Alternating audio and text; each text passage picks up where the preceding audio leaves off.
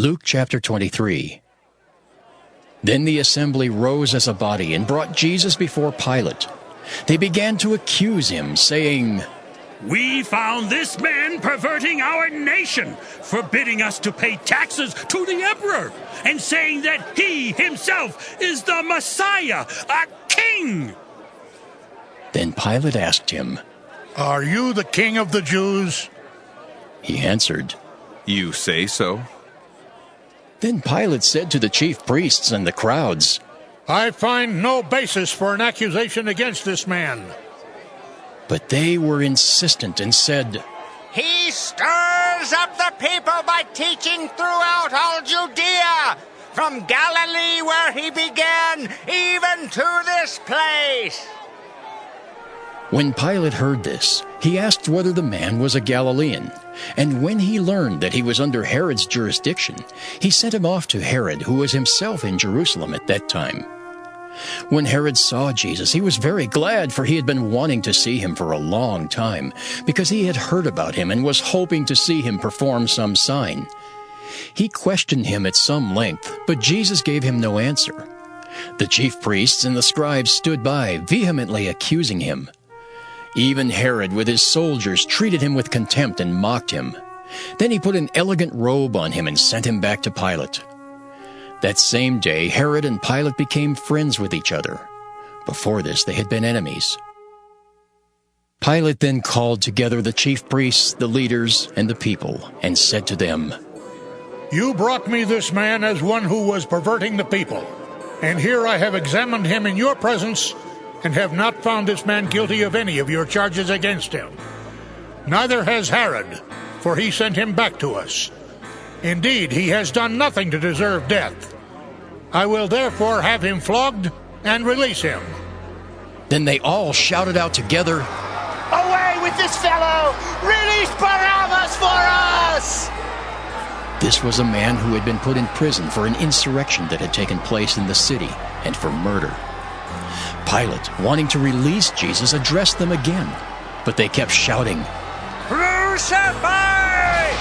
Crucify him!"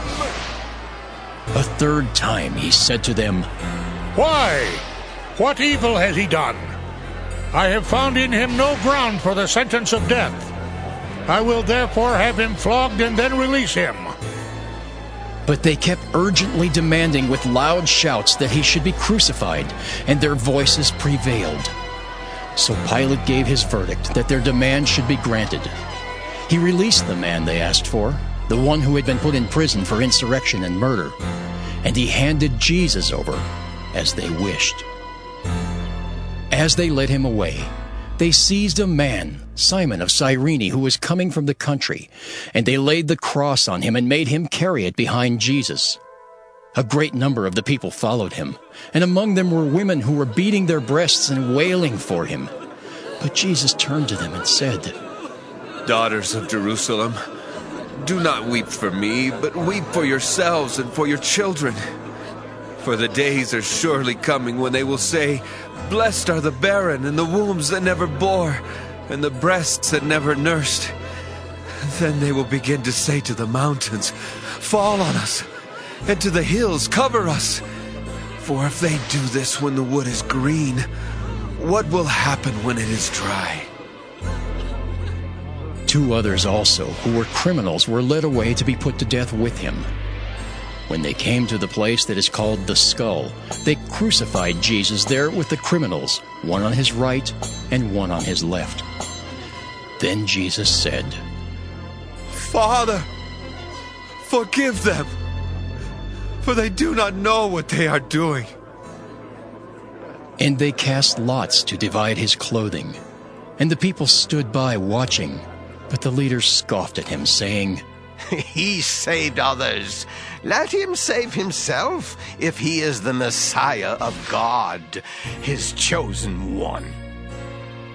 The soldiers also mocked him, coming up and offering him sour wine and saying, "If you are the king of the Jews, save yourself." There was also an inscription over him, "This is the King of the Jews." One of the criminals who were hanged there kept deriding him and saying, "Are you not the Messiah? Save yourself and us."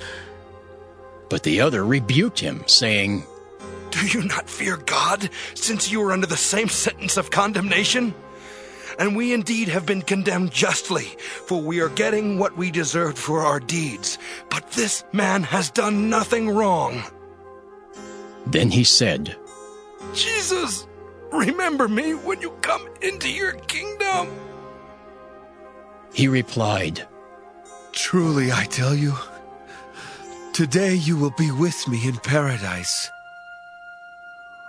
It was now about noon, and darkness came over the whole land until 3 p.m, while the sun's light failed. And the curtain of the temple was torn in two. Then Jesus, crying with a loud voice, said, Father, into your hands I commend my spirit. Having said this, he breathed his last. When the centurion saw what had taken place, he praised God and said, Certainly this man was innocent. And when all the crowds who had gathered there for this spectacle saw what had taken place, they returned home beating their breasts. But all his acquaintances, including the women who had followed him from Galilee, stood at a distance, watching these things. Now there was a good and righteous man named Joseph, who, though a member of the council, had not agreed to their plan and action. He came from the Jewish town of Arimathea, and he was waiting expectantly for the kingdom of God. This man went to Pilate and asked for the body of Jesus. Then he took it down, wrapped it in a linen cloth, and laid it in a rock-hewn tomb where no one had ever been laid. It was the day of preparation, and the Sabbath was beginning. The women who had come with him from Galilee followed, and they saw the tomb and how his body was laid. Then they returned and prepared spices and ointments. On the Sabbath they rested according to the commandment.